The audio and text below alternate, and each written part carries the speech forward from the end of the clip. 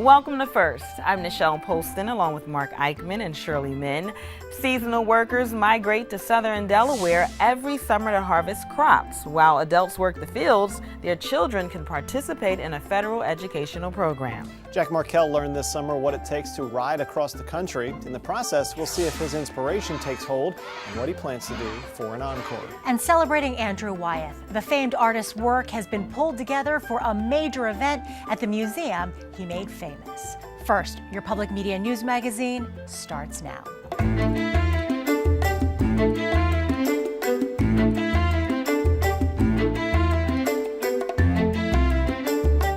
The summer agriculture economy in Delaware depends on migrant laborers. For some, it's a family affair.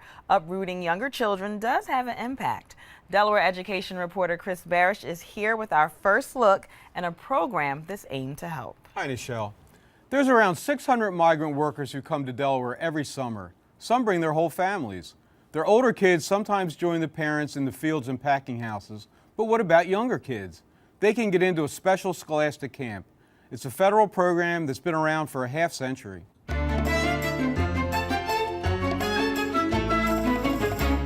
At a watermelon farm near Laurel, Francisco Galindo works 12-hour shifts with his girlfriend and their oldest son.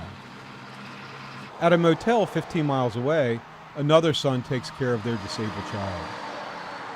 30 miles away in Milford, 4 Galindo children brush up on academics. With their educational program, it's been a blessing. It brightens their mind because they're not stuck in four walls looking at just a Disney Channel or a Discovery Channel. The Galindos live in southwest Florida, but come to Sussex County for the July and August picking season. While they toil in the fields and packing houses, their youngest kids take classes in Delaware's migrant education program. It teaches me stuff that I didn't understand in school, like right now we're learning the U.S. Constitution, and then I didn't know that the different rights had different meanings in the Bill of Rights. The program serves about 100 students in Delaware and 500,000 nationally. It began in the mid-1960s, growing out of the rebellion by California migrant farm workers for higher wages and better working and living conditions. The purpose of the program is to help to offset the disparities in education interrupted of migrant students. Children who move frequently, who are frequently mobile children, that they are enrolled in multiple school districts throughout the year. A recruiter visits farms, motels, work camps, and other places. When she finds migrant workers with children, she encourages them to join the program in Milford or Seaford. So while parents or older siblings pick and pack fruits and vegetables, the children get tutoring tailored to their specific needs. What we're trying to do is fill in any sort of gaps that they might have in their education due to the nature of what they do and their parents do. Since they're moving around, sometimes they may miss things, or any issues that they might have might fall through the cracks because they're moving to different schools. On the day WHYY visited the Milford site, Linda Coverdale worked with 2 youngsters on language skills. Some of them have mastered part of the language, but majority of them fall 2 or 3 grades behind. And so they need the summer to learn as much vocabulary possible, so when they go to school, they are not completely lost. Almost all students are Latino. The families live in Texas, Florida, Georgia, and other southern states, and come north during the growing season here. The Galindo family here, I know that they will spend a lot of time in Florida, but then once the season comes around, they'll move to Georgia. They've come here the last few years, and then they'll head back. The Galindos don't see their children much, but they are grateful to be together, even packed at night into a motel room they rent by the week for $350. A program van or bus transports the 4 children to and from class. And now this go say good morning, go put in the bus for Boys and Girls Club. This coming at night, and it's go only kiss the good night. This is what hurts for me. But this sacrifice for my kids is better. Their job is very hard. They work in the fields, and some of this heat, it's a killer. WHYY observed as a cohesive team of 36 workers mostly Mexicans, Jamaicans, Haitians, and Guatemalans, moved hundreds of melons from the field to delivery trucks. Galindo patrolled in a muddy pickup truck, shouting instructions in Spanish and educating a reporter. While Galindo is accustomed to this migratory lifestyle in farming, it's one he doesn't want for his children. They see the sacrifice that I made by myself, now they feel it, and they get a sense of, hey, I want you to not do what I do. I want you to get a better education, be better than me. Mario Galindo wants to be a chef and gets inspiration from the annual cook-off, one of many field trips the kids take. McNulty, a middle school teacher in his 10th year with the program, says working with the migrant children is simply a labor of love. They are kids, so we gotta use our teacher tools and make it fun, and the personality and the work ethic of the kids is great. I want to expose them to what life really is under the hot sun, because that makes them want to pursue their education more. It was truly heartening to meet the Galindos. The parents and oldest son worked so hard so we can all eat watermelon and other produce.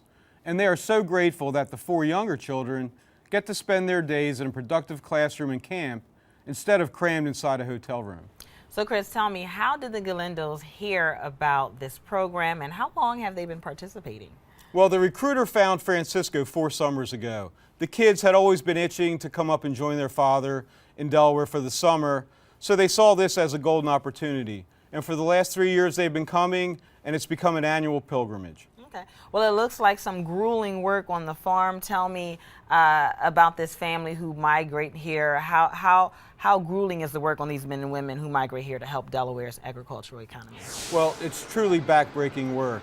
The one indelible image I'll always have is when Francisco drove us out to the fields. On the side of the road under the trees were these little groups of 4 or 5 guys who were just totally spent and exhausted from their picking. I mean, they're throwing 20-pound watermelons, picking them, throwing them up into these trucks.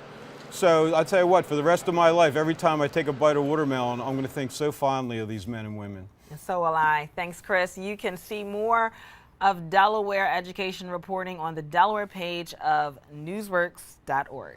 Coming up on First, Jack Markell is home. We'll show you what his cross-country homecoming was like and ask what's next. And Andrew Wyeth was born 100 years ago. His works are on display and first experience is at the Brandywine River Museum later in the program.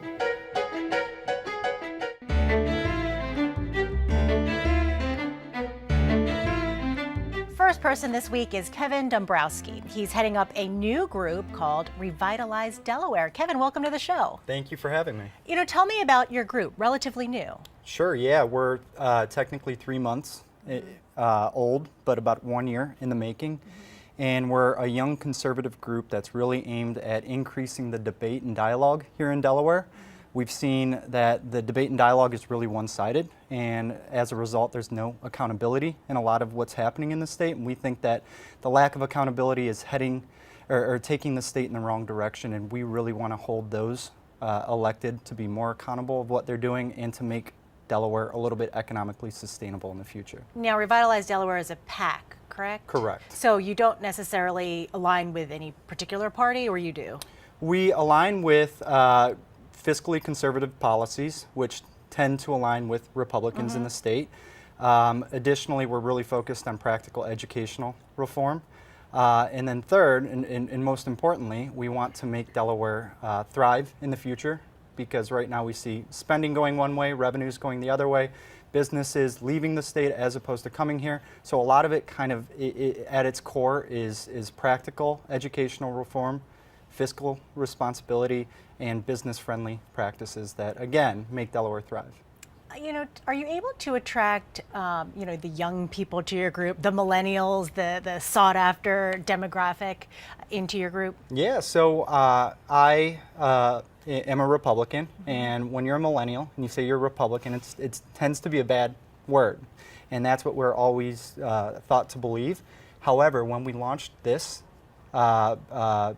group, we already have 200 people signed up. We had a recent event with 75 people there. There's a lot of interest, and a lot of the interest with young people is we realize that there's a lot of debt that keeps on lingering, that every single year that debt is kicked down the road, and we realize that we're going to be responsible to pay for that debt.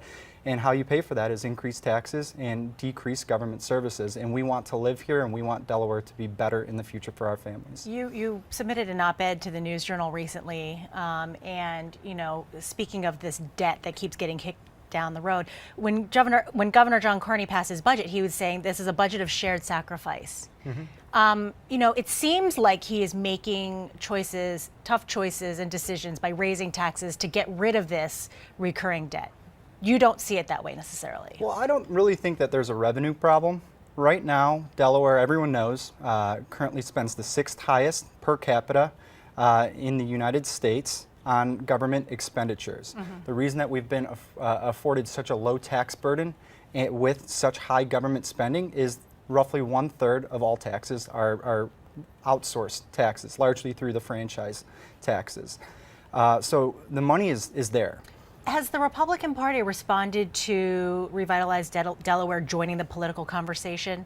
Yeah, so a lot of the Republican officials really are excited with what we do and excited that we're trying to empower and get people off the bench, give them skin in the game to really take back this state. And what I mean by taking back this state is really we think that one-sided government is not good for anyone. You're relatively new to Delaware, but are you familiar with the phrase the Delaware way? I am, yeah. So Delaware way, everyone has a different meaning for that. I personally think that Delaware way means everyone gets along so well because everyone with skin in the game tends to be aligned in the same political way. I think the Delaware way is great in terms of dealing with things in a respectful manner, but at the same time, accountability, improvement, looking at point A to point B, seeing that the money is being spent in a way that delivers results, needs to be tied in with that Delaware way. Are you going to be targeting candidates in the 2018 state Senate and House races in terms of raising money for them and putting money into their campaigns? Our focus is not to be a funnel into campaigns. Our focus is to increase and increase debate and dialogue and to educate Delawareans. Okay, Kevin Dombrowski organizes the group Revitalize Delaware. Good luck. Thank you. And I'm sure we'll see you again very soon. You can watch this interview in its entirety at newsworks.org/Delaware. Did you just tune in? Can't stick around to watch the rest of the show? Well, go to WHYY.org/first to watch Delaware's news magazine when you want. Past shows are there too.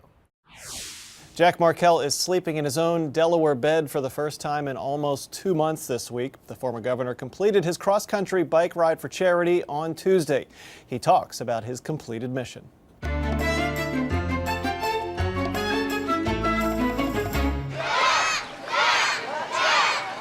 Here he comes, ladies and gentlemen, Jack Markell! With cheering kids from the Boys and Girls Club lining Rehoboth Avenue, Markell completed the trip he started on June 18th in Astoria, Oregon. And since he started his ride with his back tire in the Pacific Ocean, he ended it by dipping his front tire in the Atlantic Ocean at Rehoboth Beach, completing the 50-day journey. So how does the 80-mile-per-day ride compare with the challenge of, say, balancing a state budget for 8 years during an economic downturn?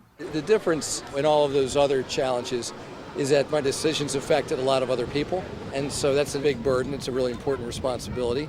Whereas in this, it was really about me. In that way, it wasn't nearly the challenge of those other things, but certainly when you're, have to climb 5,000 feet and you got a stiff headwind, and you think, oh my gosh, I have 45 more days of this, then it's difficult. Before arriving in Rehoboth, Markell made a pit stop at Dogfish Head Brewery in Milton, where he picked up a group of fellow riders for the final leg. It really motivates others. I think oftentimes people need a figure to follow or to watch or to inspire themselves, and that's exactly what I think he's doing for a lot of people. Markell was accompanied for most of the trip by more experienced riders with the group America by Bicycle. Starting in Sioux Falls, South Dakota, he was also joined by State Senator Dave Sokola, who's also an avid cyclist. When you have friends from home who are with you and who are going through the experience with you, I think it just, pumps you up a little bit. Markell and his fellow riders experienced lots of unique American towns that sit somewhere off the beaten path. places like Yale, Michigan, which is the bologna capital of the world. They have a bologna queen, they have a bologna parade, a bologna festival, and they're proud of it. And we thought it was a real charming town, and there's a whole lot of the United States of America that has its own little charm. And you get to experience that from a bike in a way that you probably can in a car. Crossing the ride off his bucket list wasn't Markel's only inspiration. His ride also helped raise $120,000 for Delaware charities helping children. I was really thrilled to partner with Motivate the First State, which is a great organization designed to get Delawareans to take good care of themselves, to do good deeds. And when they do, they earn kudos. And those kudos get turned into money, thanks to the money that we raised. And the money flows through to a number of wonderful Delaware organizations. So what's next for Markel? Short term, I mean, I've never been away from my wife for 50 days, ever, in the last 27 years. So short term, obviously spend more time with her. And I'm looking to, put together a bunch of different things that will keep me busy, keep me involved in, I think, accomplishing important things and help me stay connected to the community as well. For now, Markel has joined the board of the nonprofit Annie E. Casey Foundation, and he's also on the board of the for-profit Graham Holdings Company, a firm that owns Slate.com, several TV stations, and educational services provider Kaplan. One thing not on the agenda for Markel's future, another cross-country ride. He says once was more than enough. It's no secret that healthcare costs drive up the state budget. In his monthly Dace on Business segment, Dace Blaskovitz talked to John Stapleford of Decon First about a new survey that breaks down those costs.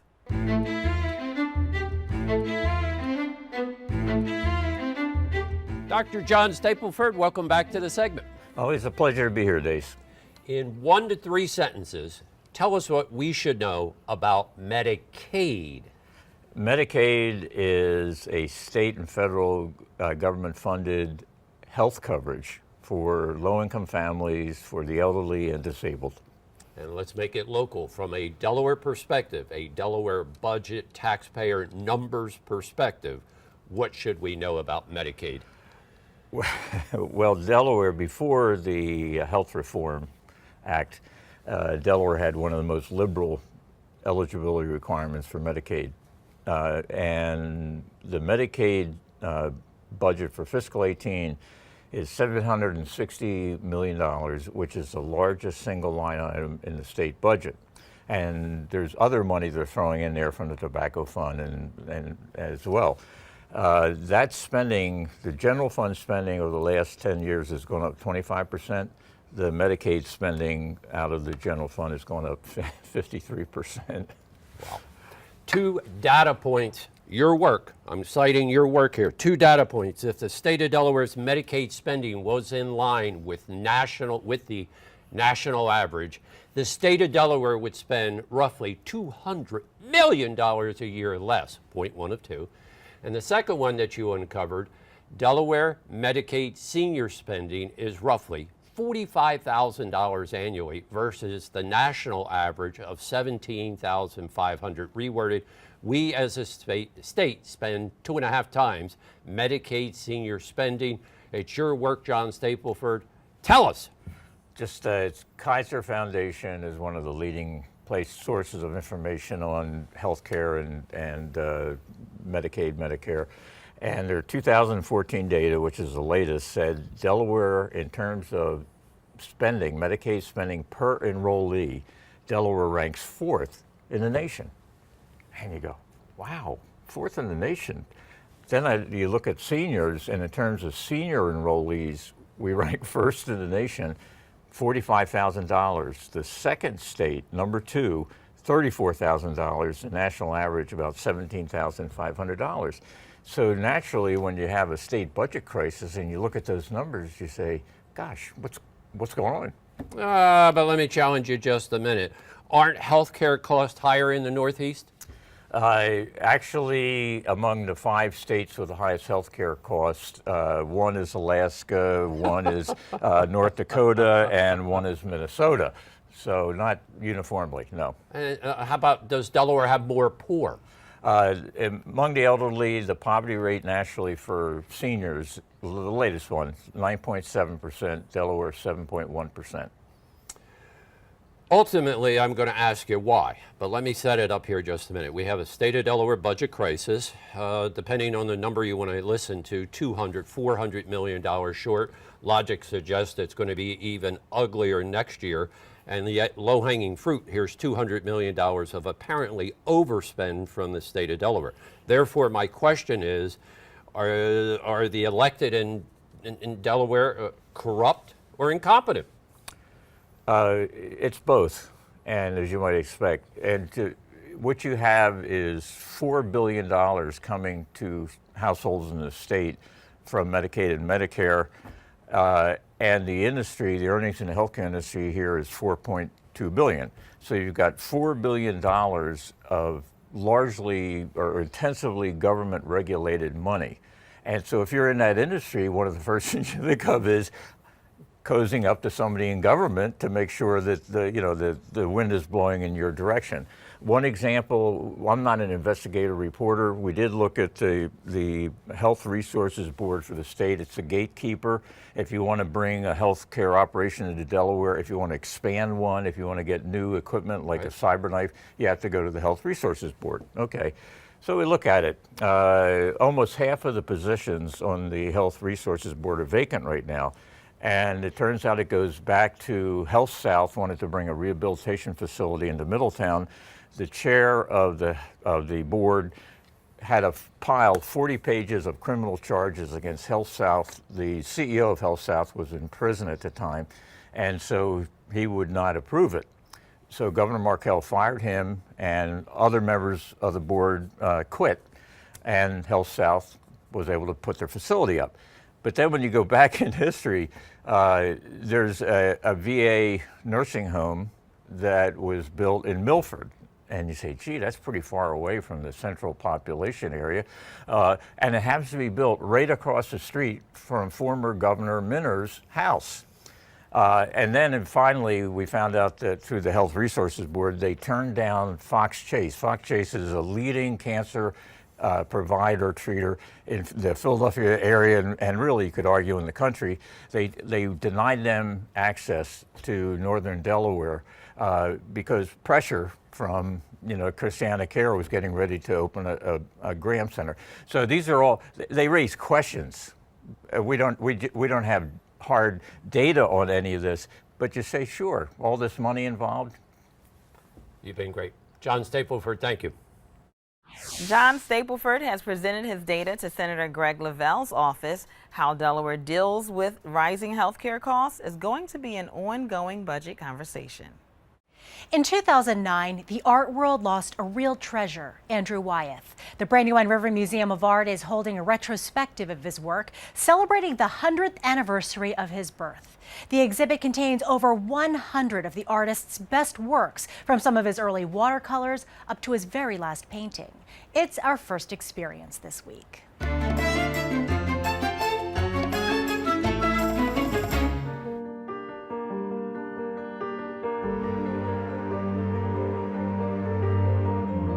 This exhibition commemorates the 100th year anniversary of Andrew Wyeth's birth, and it covers his entire career from the early watercolors to the very end when he finished his last painting several months before his death. In the beginning, his watercolor palette was really blues and purples, especially when he was painting the coast of Maine. And then in the 1940s, he turned to egg tempera. He turned away from oil completely and painted only in tempera and water from that point on. He really was attracted to the medium, I think, because of its earthiness. He said it was like building from earth.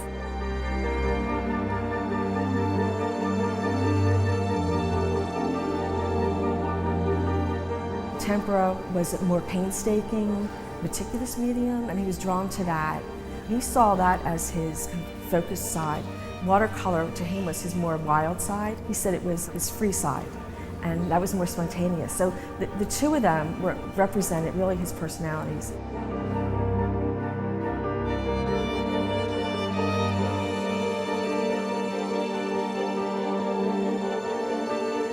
His father's death really devastated him, and he said it transformed his work in terms of style and subject matter.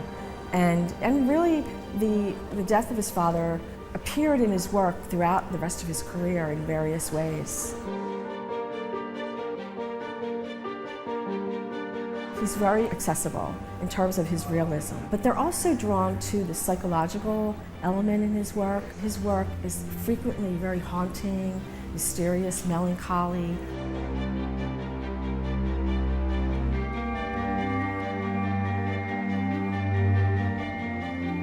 I think surprises for me were the early works because I had seen them, but seeing them together really made an impact on me because of the color. And knowing that he would transform into a much more muted palette made it stand out more for me.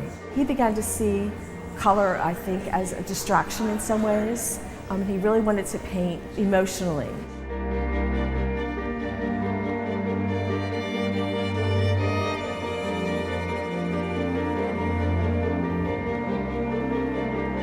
At the end of his career, this surprised me as well. I do see a return to more color and also a return to this more magic realist aspect of his work that you see in the early work, the 1940s, especially after his father's death.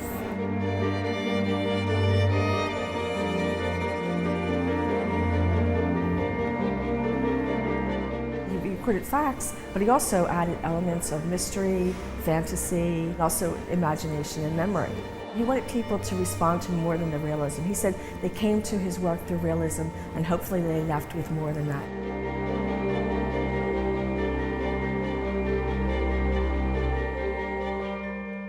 Audrey tells us Andrew Wyeth's paintings are revered in Japan. They appreciate the spiritual nature of much of his work. The retrospective at the Brandywine River Museum of Art takes up 2 floors, so be sure to wear your walking shoes. The exhibit can be seen now through September 17th. Learn more at brandywine.org/museum. And while we're talking about art, we have an update on an after-school project we presented this past spring at the Creative Vision Factory in Stubbs Elementary School. The mural created is now on display at the school. It's the work of students and factory artists, 70 feet long by 20 feet deep, and it displays personalized drawings of thousands of triangular ceramic tiles. It's a great way to start the school year. That is first for this week. We thank you for watching. For Chris Barish, Shirley Min, and Mark Eichman, I'm Nichelle Polston. Have a great week.